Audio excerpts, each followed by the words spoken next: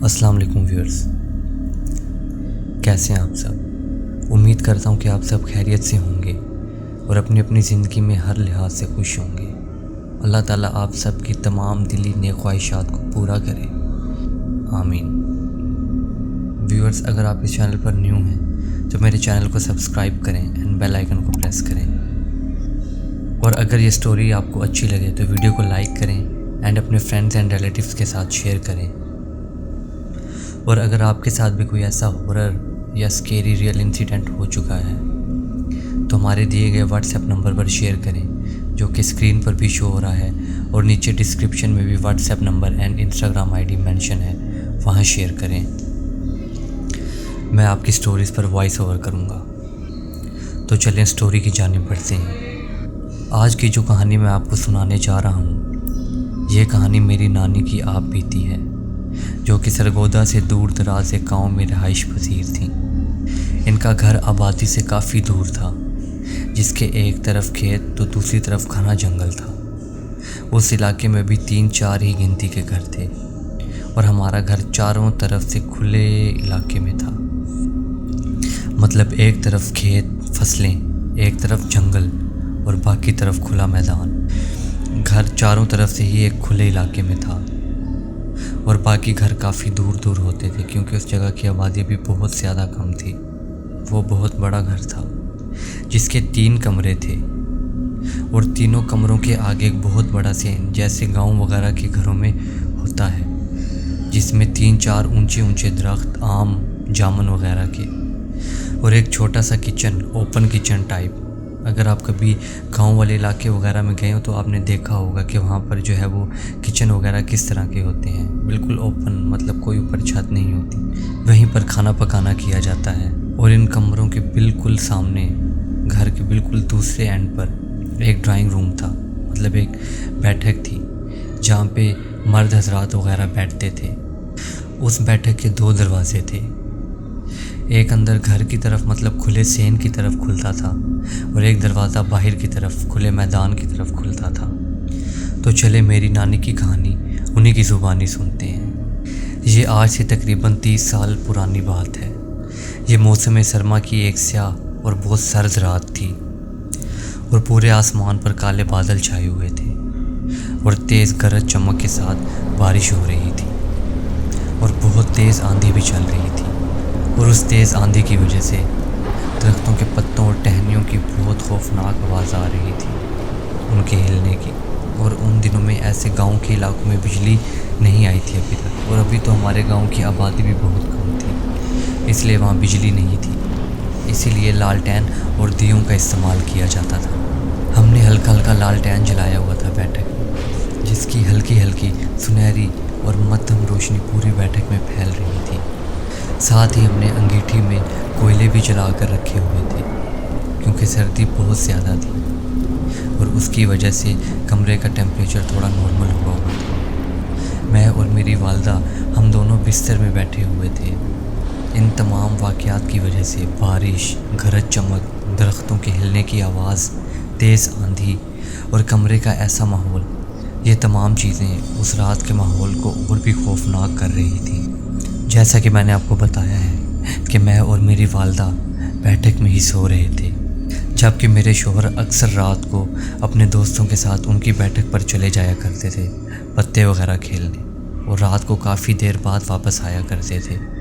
इसीलिए हम कमरों की तरफ सोने की बजाय बैठक में सोते थे, क्योंकि जब मेरे शौहर वापस आते थे तो कमरों की तरफ से बाहर के दरवाजे की जानिब जाने में काफ़ी चलना पड़ता था, तो वो सहन रात को काफ़ी खौफनाक मंजर पेश करता था। इसीलिए हम बैठक में ही सो जाया करते थे, क्योंकि मेरे शौहर सीधा उसी दरवाज़े पर आ जाया करते थे जो बाहर मैदान की तरफ खुलता था बैठक का, और वहीं से अंदर आ जाया करते थे और हमारे साथ बैठक में ही सो जाते थे। और हमारी बाकी सारी फैमिली उस दिन एक शादी में शिरकत के लिए फैसलाबाद गई हुई थी, और मेरे शौहर अपने दोस्तों के साथ उनकी बैठक पर पत्ते मतलब ताश खेलने गए हुए थे। जैसे कि वो एक खुला इलाका था, तो हमारे घर के चारों तरफ से कुत्तों और गीदड़ों के भौंकने और घुर्राने की आवाज़ें आ रही थी, जिसकी वजह से इस रात की खौफनाकी में और इजाफा हो रहा था। मैं और मेरी वालदा बहुत डरे हुए थे کہ اچانک سے کسی چیز کے گھرانے کی تیز آواز آنے لگی، بہت تیز، ایسے لگ رہا تھا کہ کان ہی پھٹ جائیں گے۔ ہم نے پہلے تو سمجھا کہ یہ کوئی جانور ہے جو کہ تھوڑی دیر بعد خود ہی یہاں سے چلا جائے گا، لیکن اس کی آواز اور زیادہ، بہت زیادہ تیز ہوتی جا رہی تھی، اور اچانک یہ چیز ہمارے بیٹھک کے باہر والے دروازے سے آ کر زور کی ٹکرائی۔ ہماری تو جیسے جان نکل گئی ہو، ایسا لگا کہ دروازہ ابھی گر جائے گا، بس ابھی نیچے آیا دروازہ کہ ابھی نیچے آیا۔ ان دنوں میں گھروں میں زیادہ تر لکڑی کے دروازے استعمال کیے جاتے تھے اور وہ بہت زیادہ مضبوط ہوتے تھے۔ اس کے باوجود ایسے لگ رہا تھا کہ دروازہ ابھی فوراً بالکل آرام سے نیچے گر جائے گا۔ وہ جو بھی چیز تھی بہت زیادہ بھاری تھی۔ ہمارے خوف کے ہمارے جسم پر پسینہ آنا شروع ہو گیا۔ میں اور میری والدہ ایک دوسرے کے بالکل قریب ہو کر بیٹھ گئیں اور ایک دوسرے کے ہاتھ پکڑ لیے، اور ہمارے جسم پسینے سے بھیگ گئے۔ اس کے بعد وہ جو بھی چیز تھی، اس کے گھرانے کی آواز ہمارے اور سے اور قریب آتی جا رہی تھی۔ ایسے لگ رہا تھا کہ وہ چیز ابھی دروازہ توڑ کر اندر آ جائے گی، اور اس کے گھرانے کی آواز کسی ایک طرح کی نہیں تھی بلکہ بار بار بدل رہی تھی۔ کبھی کسی اور طرح سے آواز آ رہی تھی اور کبھی کسی اور طرح سے۔ اتنا تو یقیناً کہہ سکتی ہوں کہ وہ کسی جانور کی آواز نہیں تھی، وہ کوئی اور ہی چیز تھی، اور وہ دروازے کو توڑ کر اندر آنا چاہتی تھی۔ اور اس کے بعد اس نے بار بار دروازے کے اندر ٹکر مارنا شروع کر دی۔ ایسا لگ رہا تھا کہ میرا دل میرے سینے سے باہر نکل آئے گا۔ ہمارے پورے جسم میں سے تو جیسے جان ہی ختم ہو گئی۔ پہلے جو ہمیں اتنا پسینہ آ رہا تھا، اب ہمارا جسم بالکل ٹھنڈا ہوتا جا رہا تھا، بالکل ٹھنڈا، خوف کے مارے۔ اور جو ہمارے صحن کی دیواریں تھیں وہ بہت زیادہ چھوٹی تھیں، اور باہر میدان یا کھیتوں کی طرف سے کوئی بھی اندر دیوار ٹاپ کر آ سکتا تھا۔ اور جو ہمارا دروازہ بیٹھک سے صحن کی طرف کھلتا تھا گھر کے اندر، اس کی کنڈی بھی نہیں لگی ہوئی تھی، لیکن جو ہماری بیٹھک کا دروازہ باہر میدان کی طرف تھا اس کی کنڈی لگی ہوئی تھی۔ لہٰذا میری والدہ نے کسی طریقے ہمت کی، بہت ہمت سے اٹھیں اور لڑکھڑاتے ہوئے جسم کے ساتھ جھٹ سے وہ کنڈی لگا دی اور آ کر چارپائی پر گر گئیں۔ اس چیز کی آواز کی وجہ سے ہم اتنا خوف زدہ ہو گئے کہ اس خوف کے مارے ہم پر بے ہوشی طاری ہو گئی، اور نہیں پتہ چلا کہ کب دوبارہ زور زور سے دروازہ کھٹکھٹانے کی آواز سے میری آنکھ کھلی۔ میں نے سمجھا کہ یہ ابھی بھی وہی چیز ہے جو ہمارا پیچھا نہیں چھوڑ رہی، تو میں نے جلدی سے آیت الکرسی پڑھنا شروع کر دی۔ تو اتنی دیر میں آواز آئی، وہ میرے شوہر کی آواز تھی۔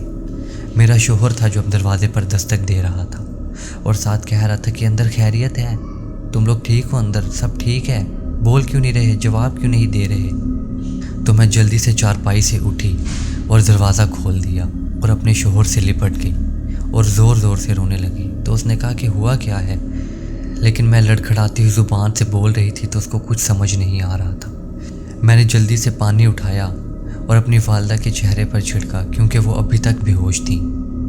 وہ بھی بے ہوشی سے اٹھیں تو ان کا بھی جسم ابھی تک کانپ رہا تھا۔ تو میں نے جو سارا معاجرہ ہمارے ساتھ ہوا اپنے شوہر کے ساتھ بیان کیا، اور ان کے ساتھ بہت غصہ ہوئی کہ تم اپنے گھر والوں کو ایسے ماحول میں چھوڑ کر خود دوستوں کے ساتھ عیاشی کر رہے ہوتے ہو، تمہیں نہیں پتہ کہ ہمارا پیچھے کیا حال ہوا ہے۔ اگر آئندہ تم اتنی دیر تک باہر رہے تو میں اپنی والدہ کے ساتھ چلی جاؤں گی، پھر سنبھالتے رہنا اپنے اکیلے گھر کو۔ تو اس نے پوچھا کہ آخر بتاؤ تو صحیح ہوا کیا ہے۔ تو میں نے جو کچھ ہوا، جو معاجرہ ہمارے ساتھ ہوا، وہ ان کے ساتھ بیان کیا۔ تو یہ بات سن کر میرا شوہر بہت حیران ہوا اور کہنے لگا کہ میں بھی ابھی باہر کھڑا تھا، لیکن باہر تو اس طرح کا کوئی جانور یا کوئی چیز نہیں تھی۔ میں نے کہا جانور مت کہو، وہ کوئی جانور نہیں تھا بلکہ کوئی اور ہی چیز تھی۔ تو میرے شوہر نے وعدہ کیا کہ آج کے بعد وہ اتنی دیر تک کبھی باہر نہیں رہے گا۔ وہ رات ابھی تک مجھے نہیں بھولتی، اور ابھی بھی میں اگر اس رات کے بارے میں یاد کروں تو میرے رونگٹے کھڑے ہو جاتے ہیں اور میں خوف زدہ ہو جاتی ہوں۔